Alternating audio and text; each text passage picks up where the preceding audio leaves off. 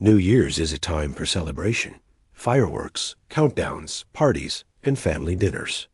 But during World War II, American troops spent many New Year's days far from home. Yet they still found ways to celebrate. From muddy trenches in Europe to battleships in the Pacific, small moments of joy shined through the darkest nights.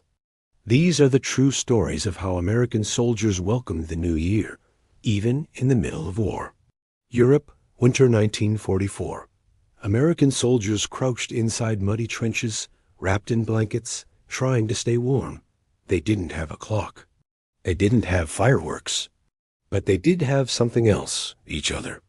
As midnight approached, soldiers began calling out the seconds. 10, 9, 8. The countdown echoed quietly across the dark battlefield. When the clock struck midnight, they whispered, "Happy New Year, boys." Some soldiers shared small pieces of chocolate saved from holiday ration boxes. Others passed around postcards from home. One soldier used a harmonica to play Auld Lang Syne. It wasn't a party. It wasn't loud. But for a moment, the war faded, replaced by hope for the year ahead. Meanwhile, far out in the Pacific, life looked completely different. American battleships and carriers prepared special New Year meals. Cooks worked for hours making roast turkey, mashed potatoes, pies, and hot coffee, more precious than gold to sailors at sea. On the deck of one ship, sailors hung simple decorations made from scrap paper and leftover Christmas ribbons. A chaplain gave a short New Year message about courage, faith, and returning home. Then the crew ate together, laughing, sharing stories, pretending, just for that night, that they were back home with family. One sailor wrote in his diary, "For a few hours, the ocean felt peaceful. It felt like the world remembered us." Italy, 1944. American troops fought in steep mountain terrain, surrounded by cold winds and rocky cliffs. But soldiers are creative, especially when it comes to morale.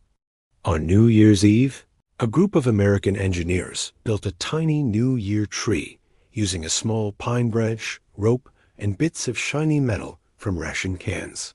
They placed it on top of a rock and held a small celebration. Someone brought out a harmonica.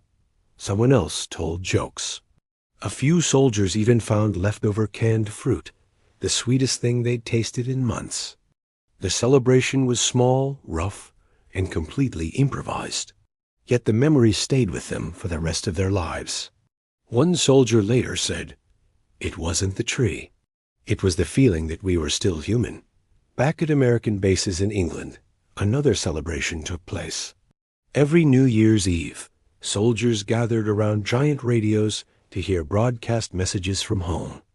Music stations played big band jazz, swing, and American New Year classics. Some troops heard voices of famous entertainers wishing them well. Others tuned in to hear live messages from U.S. families speaking to deployed troops. For many, this was the closest thing to being home. Hearing American voices on New Year's reminded them what they were fighting for and who was waiting for them. One young lieutenant wrote, "The music made us forget we were far from everything we loved, even if just for one night." These stories show one powerful truth.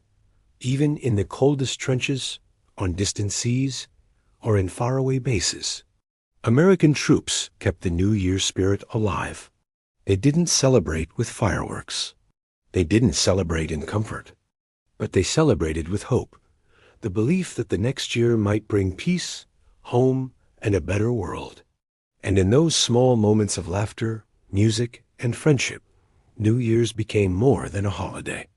It became a reminder that even in the darkest hours, the human spirit refuses to give up. Thanks for watching, and be sure to subscribe for more untold stories from history.